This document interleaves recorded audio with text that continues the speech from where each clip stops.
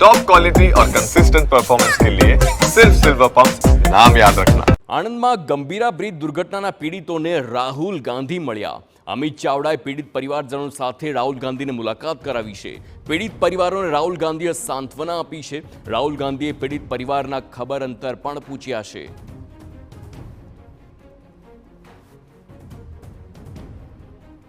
તો ગંભીરા બ્રિજ હોનારતના જે પરિવારજનો છે, જે પીડિતો છે, એમને અત્યારે હાલ મળવા માટે રાહુલ ગાંધી અહીંયા પહોંચ્યા છે। અત્યારે હાલ એમનો એક કાર્યક્રમ અને એ કાર્યક્રમ પૂર્ણ કરીને તરત જ તમામ જે પરિવારજનો છે એની સાથે તેઓ વાતચીત કરતા આપને જોવા મળી રહ્યા છે। મહત્વની વાત એ છે કે જે ગંભીરા બ્રિજ હોનારત થઈ હતી એમાં લગભગ 21 જેટલા લોકોના નિધન થયા હતા અને એ નિધન થયા બાદ ત્યારથી લઈને સતત વારંવાર જે છે એ સરકારની ચાહે તમામ જે બાબતો હોય અથવા તો જે લાભ મળવો જોઈએ એની વાત હોય અથવા તો એ સહિતના તમામ અનેક જે પ્રશ્નો છે એને લઈને વિપક્ષ દ્વારા સતત પ્રશ્નો ઊભા કરવામાં આવ્યા છે। આ સિવાય ગુજરાતમાં જે પ્રકારે વારંવાર બ્રિજ હોનારતો થઈ રહ્યા છે અથવા તો બ્રિજ ધરાશાયી થઈ રહ્યા છે એને લઈને પણ વિપક્ષ સતત અવાજ ઉઠાવતી રહ્યું છે। જ્યારે આ ઘટના બની ત્યારે પણ રાહુલ ગાંધી દ્વારા સોશિયલ મીડિયા પર ટ્વીટ કરીને એ સંદર્ભની અંદર બ્રિજની હોનારતની જે ઘટનાઓ બની છે એ સંદર્ભની અંદર દુઃખ વ્યક્ત કરવામાં આવ્યું હતું।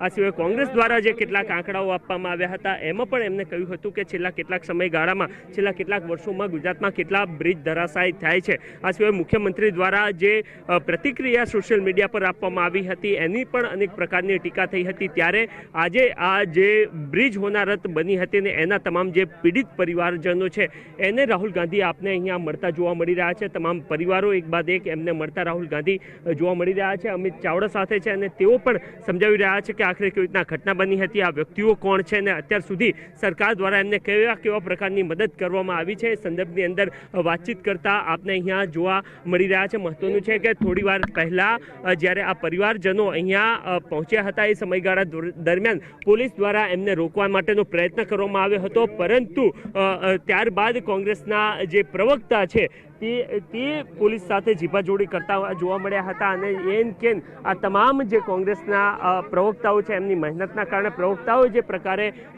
પોલીસ સાથે ઝીપાઝોડી કરી હતી ત્યારબાદ ગંભીરા બ્રિજના જે હોનારત બની હતી એના પરિવારજનો છે, પીડિત પરિવારજનો છે, એમને રાહુલ ગાંધી સાથે મુલાકાત થઈ શકી છે।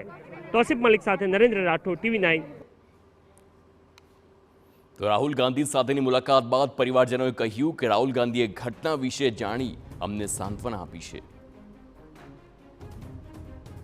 રાહુલ સાહેબે અમને એવું પૂછ્યું કે જે ઘટના બની એ અમને જણાવ્યું, એ બદલ આભાર એમને આપ્યો, બીજું કઈ કહ્યું નથી અમને। બાજુમાં જે કરી હતી તમે શું બોલ્યા એને? અમે કીધું કે જે છોકરો કોલેજ કરેલી હતી, સારું ભણતર હતું અને સારી નોકરી મળી અને આ 10 દિવસમાં થયો હતું નોકરી કરે અને આ ઘટના બની એમાં અવસાન થયું છે। તો કાકા શું કઈ રાહુલ ગાંધી સાથે વાતચીત થઈ આપને? थैंक यू बोला साहब ने। मैं हमारा बाबा गिर पड़ा है ऐसा हमने વાત કરો। હા, શું પડી ગયો મતલબ પછી એનો લાપતા થઈ ગયો, પછી મળ્યો નહીં, પછી સાહેબ કશું કહ્યું નહીં સાહેબ। રાહુલ ગાંધીએ શું સાંત્વના આપી તમને? શું કઈ કહ્યું રાહુલ ગાંધીએ? રાહુલ ગાંધીએ કશું કહ્યું નહીં, શાબાશ એવું કીધું।